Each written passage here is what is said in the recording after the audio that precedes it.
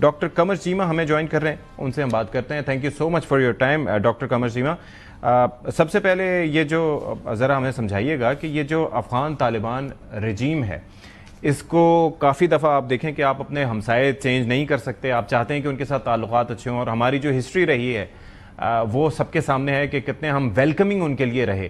And Afghanistan is a land locked country. لیکن اب آپ یہ دیکھ رہے ہیں کہ ہر گزرتے دن کے ساتھ ان کی ریشہ دوانیاں بڑھتی جا رہی ہیں. ایک تو وہاں پر شیلٹر کرنا، ان کو لاجسٹکس پرووائڈ کرنا وہ اپنی جگہ ہے، لیکن اب ڈرونز بھیج کر کچھ مقامات کو پاکستان کو ٹارگٹ کرنے کی کوشش کرنا، اور Pakistan is giving a befitting response, بہت محتاط رہتے ہوئے کہ وہاں پر عام جانی نقصان نہ ہو.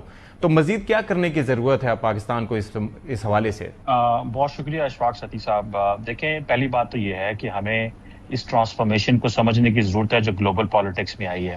دیکھیں، امریکہ جو ہے وہ آپ کو پتا ہے وہ کہہ رہا ہے جی ہم ویسٹرن ہیمسفیئر پہ فوکس کریں گے، south Asia, middle asset, Europe ان کا فوکس نہیں رہی. تو یہاں پہ جہاں پہ ہم بیٹھے ہوئے ہیں وہ کوئی بھی گریٹ پاور یا جو ویسٹرن ورلڈ ہے وہ کوئی رسپانسبلٹی لینے کو تیار نہیں ہے.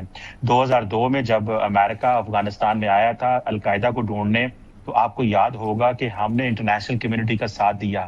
آج وہاں پہ صرف القاعدہ نہیں ہے، وہاں پہ داعش ہے، وہاں پہ TTP ہے، وہاں پہ BLA ہے، وہاں پہ دہشت گرد جو جماعتیں ہیں ان کی آماج گاہ ہے. لیکن انٹرسٹنگ چیز یہ ہے اشفاق صاحب کہ طالبان جو ہے وہ ویسٹرن فورسز یعنی کہ امریکہ کو تو لکھ کے دے چکے ہیں کہ ہماری سرزمین امریکہ کے خلاف استعمال نہیں ہوگی، لیکن وہ پاکستان کو لکھ کے دینے کو تیار نہیں ہے کہ ان کی سرزمین، افغانستان کی سرزمین پاکستان کے خلاف استعمال نہیں ہوگی. تو اٹ مینز کہ ہمیں جو نیچر آف افغانستان ہے، جو کریکٹر آف افغانستان کی اسٹیٹ کا ہے وہ دیکھنا ہے.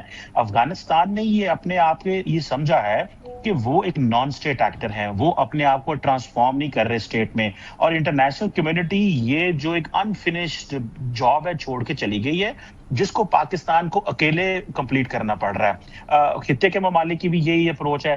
سو مجھے ایسے لگ رہا ہے اشفاق صاحب کہ ہمارے لیے کوئی چوائس نہیں رہی. ہم نے پچھلے 5 سالوں میں 5000 سے زیادہ لوگ پاکستان میں شہید ہوئے ہیں صرف اور صرف ان دہشت گرد جماعتوں کی وجہ سے جو افغانستان میں ہیں. اب ہم نے پھر ڈپلومیٹک راستے بھی سارے اڈاپٹ کیے، ٹرائلیٹرل میکنزم بھی لے کے آئے، چائنا کو بھی انوالو کیا.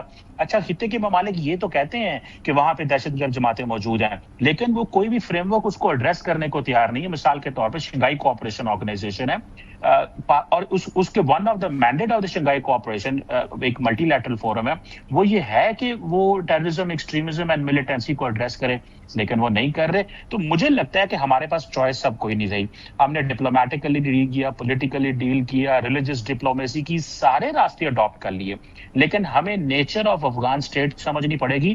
وہ ایک ماسٹر پراکسی ہے، جس طرح TTP ایک پراکسی ہے اس طرح افغان طالبان بھی ایک ماسٹر پراکسی ہے، اور وہ کام کر رہے ہیں کہ کس طرح پاکستان کو ڈیسٹیبلائز کرنا ہے. اربوں ڈالر کا اسلحہ جو ہے وہ امریکہ اس وقت چھوڑ کے چلا گیا تھا، وہ اسلحہ انہوں نے بیچا بھی، وہ اسلحہ وہ استعمال بھی کر رہے ہیں، دہشت گرد جماعتوں میں کو بھی دے رہے ہیں. سو پاکستان کو کے پاس اب کوئی چوائس نہیں رہی کیونکہ ہم نے تمام آپشنز استعمال کر لی ہیں. تو مجھے لگتا ہے کہ ہمیں وہ جو ہائیڈ آؤٹس جہاں پہ ہیں تو وہاں پہ کنٹینیوسلی وہاں پہ اسٹرائک کرنا چاہیے. اپنی نیشنل سیکیورٹی اینڈ سوورینٹی پہ ہم بالکل کمپرومائز نہیں ہونے دیں گے، اور ہمیں جو ڈیولپنگ انڈیا افغانستان کی جو پارٹنرشپ ہے اس کو بھی دیکھنا ہوگا. اور جو آپ کی گلوبل امیج ہمارا بہتر ہوا ہے، دنیا نے دیکھا کہ یہ وہ ملک ہے جس نے انڈیا جیسی بڑی ریاست جس کا $90 ارب کا دفاعی بجٹ ہے اس کو بھی رسپونڈ کرتا ہے. ٹھیک ہے، اب وہ سمجھتے ہیں کہ اس کو ایک چھوٹے طریقے سے دہشت گرد جماعتوں کے ذریعے سے اس کو مصروف رکھا جائے. تو ہمیں اس transformation proxies this is how proxies operate. لیکن ہم جو ایک چیز اکثر ہائی لائٹ کرنے کی کوشش کرتے تھے اور بتانے کی کوشش کرتے تھے پوری دنیا کو کہ India is behind it, India is providing every thing to افغانیز، اور خاص طور پر جو ان کارروائیوں میں ملوث ہیں اور اجیت دوول کی پراکسیز ہیں جو دے آر ان ورک. لیکن اب اس کی تصدیق اس بنیاد پہ ہو گئی کہ جو بھارتی وزارت خارجہ کی جانب سے ان کے پیٹ میں درد اٹھا اور انہوں نے ان کی سپورٹ میں بیان دیا، تو یہ اٹس اے کلیئر میسج، اور یہ بڑا کلیئرٹی ہے کہ آپ سب کو پتہ چل جائے گا کہ اس کے پیچھے کون رہا ہے. اشفاق صاحب بالکل آپ نے صحیح کہا. مجھے بتائیں دنیا کا کون سا ملک ہے کہ جب افغانستان کے اندر دہشت گرد جماعتوں پہ حملہ ہو تو اس کی حمایت میں کھڑا ہو، سوائے بھارت کے جو foreign office, ministry of external affair کے اسپوکس مین کے علاوہ تو کوئی بھی نہیں بولتا کہ آپ وہاں پہ غلط ہو رہا ہے. تو دنیا کو ہمیں ایک ڈپلومیٹکلی دنیا کو اوفینسو کرنا چاہیے. ہمیں دنیا کو بتانا چاہیے کہ اس وقت جو طالبان کی سپورٹ ہے وہ کہاں سے آ رہی ہے. دیکھیں اس وقت یو این سیکورٹی کونسل کی سینکشنز ہیں, you N security council mechanisms ہیں, کچھ سیکورٹی کونسل, دیکھیں امریکہ اور یورپ وہاں سے نکلے ہیں لیکن سیکورٹی کونسل کے فریم ورک میں وہ آج بھی آتے ہیں. تو ہمیں انڈیا کے اس کریکٹر کو ہائی لائٹ کرنا چاہیے کہ ہم, اور صرف یہ نہیں ہے, جو بڑی پریشانی کی بات ہے وہ یہ ہے کہ وہ اب ان کو ویپنز دے رہے ہیں, وہ اب ان کو ڈرونز طالبان کو دے رہے ہیں کہ پاکستان کو جو ہے اس طریقے سے انگیج کیا جائے. ان کی کیپیبلٹی جو ہے, دیکھیں ان کے پاس امریکنز ڈرونز تو نہیں چھوڑ کے گئے تھے. ایگزیکٹلی, تو یہ کون پرووائڈ کر رہا ہے ڈرون؟ لیکن بات یہ ہے کہ لگ یہ رہا ہے کہ جو امبیرسمنٹ بھارت نے اٹھائی تھی تو اس کے اندر اب بھارت میں کافی آوازیں بھی اٹھ رہی ہیں, کیونکہ جو ان کے لوگ اپنے ملک کی سروس میں مارے گئے تھے یعنی کہ بھارتی فوجی, تو ان کو ایکنالجمنٹ تک نہیں دی گئی. ان کو کہا گیا کہ آپ نے اپنا منہ بند رکھنا ہے, ان کی فیملیز کو کہا گیا. تو یہ موریلٹی کہاں گئی انڈین گورنمنٹ کی, اور اب اس کے لیے کیا چیلنجز سامنے آ رہے ہیں؟ 78 دن بعد پارلیمنٹ میں کھڑے ہو کر راج ناتھ سنگھ نے جھوٹ بولا تھا کہ اس جنگ میں ہمارا کوئی فوجی نہیں مارا گیا. سنیں ذرا. اور آپ کو پرشن پوچھنا ہے تو یہ پوچھئے, آپ کو پرشن پوچھنا ہے تو یہ پوچھئے کہ اس آپریشن میں کیا ہمارے جانباز سینکوں کو کوئی چھٹی ہوئی ہے, تو اس کا اتر ہے نہیں. بی جے پی کے لوگ تالیاں بجا رہے تھے, بینچز کو تھمپ کر رہے تھے اور امت شاہ جی اس کے اوپر ہنس رہے تھے. ایسے رکشا منتری کے پاس اگر ضمیر باقی ہے تو انہیں اپنے ضمیر کا استعمال کرتے ہوئے استعفا دینا چاہیے. بات ضرور کرتی ہے, سینکوں کی بات ضرور کرتی ہے, ان کے کندھوں پہ رکھ کر بندوق چلاتی ہے, ان کے نام پر, شہیدوں کے نام پر ووٹ مانگتی ہے. Votes were asked on their names, on people who martyred, who died for our country. And when it was not politically convenient, we don't even mention them.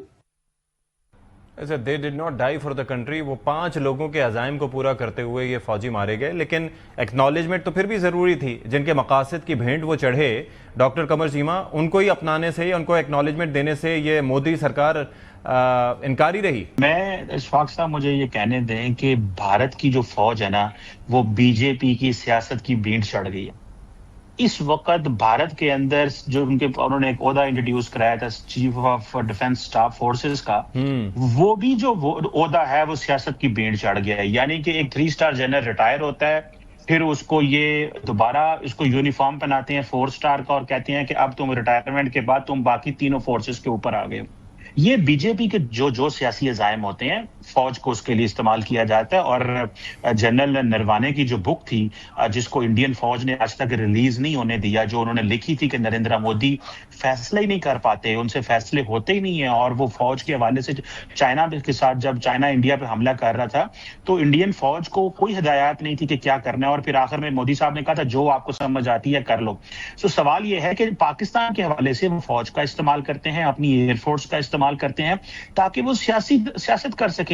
جو آپ نے ابھی دکھایا ہے کہ ڈیفنس منسٹر 78 دن بعد آ کے ٹی وی پارلیمنٹ میں تو یہ کہتا ہے ہمارا کوئی فوجی نہیں مارا گیا, اور 1 سال کے بعد آ کے کہتے ہیں ہمارے 5 لوگ مارے گئے ہیں. اور مزے کی بات یہ ہے کہ جو national security advisor Ajit Doval کہتے تھے ہمارا تو شیشہ بھی نہیں ٹوٹا, اور جو پرانے سی ڈی ایس جو چوہان تھے وہ کہتے تھے کہ ہمارے جو جہاز گرے ہیں وہ یہ جاننا ضروری ہے کہ کیوں گرے ہیں, کتنے گرے ہیں, یہ ہمارا پرابلم. ہاں یہ تو مطلب تو جھوٹ جو ہے اس کی وجہ سے انڈیا بڑا بری طرح بدنام ہوا. میں ابھی امریکہ میں تھا, وہاں پہ ایک تھنک ٹینک میں تھا, ہوور انسٹیٹیوٹ میں, وہاں پہ جو اسپیکر تھے وہ بڑے پرو انڈیا سمجھے جاتے تھے, لیکن وہ بھی یہی کہہ رہے تھے کہ امریکہ جو ہے, جو انڈیا ہے اس کے جہاز گرے ہیں, لیکن وہ مانتے نہیں رہی.